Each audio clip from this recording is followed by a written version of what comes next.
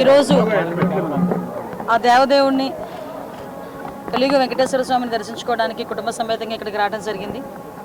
ఈరోజు ఆంధ్రప్రదేశ్ రాష్ట్రంలో నిజంగా ప్రజలందరూ కూడా ఊపిరి పీల్చుకునే పరిస్థితి సమయం ఆ దేవదేవుడు ఇచ్చినందుకు కృతజ్ఞతగా ఈరోజు ఇక్కడికి వచ్చి దర్శనం చేసుకోవడం జరిగింది.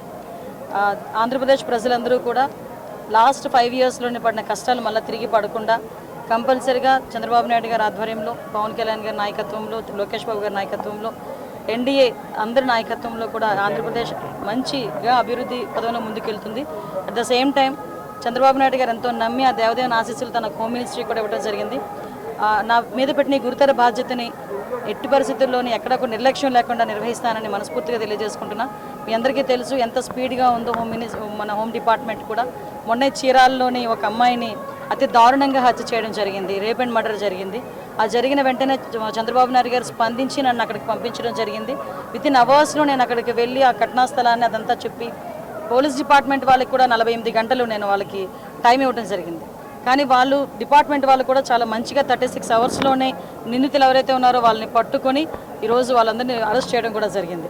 అంటే ఈ గవర్నమెంట్లో ఆడపిల్లల రక్షణ ఎంత స్పీడ్గా ఉంటుంది, ఆడపిల్ల ఎంత భరోసాగా బతకొచ్చు అన్న విషయం చెప్పడానికి ఇదొక ఉదాహరణగా చెప్పొచ్చు.